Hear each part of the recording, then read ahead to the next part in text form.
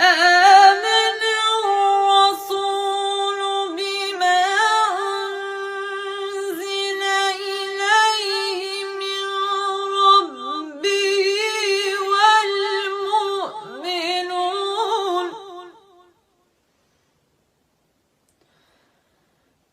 كل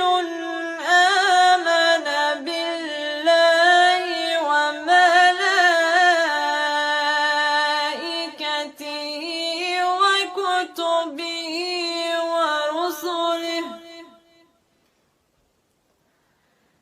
لا نفرق بين أحد من رسله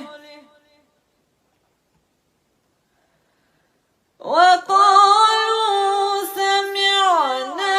وأطعنا غفرانك ربنا وإليك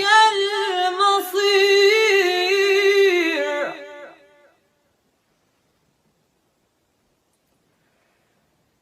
لا يكلف الله نفسا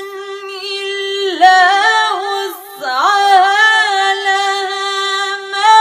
كسبت وعليها ما اكتسبت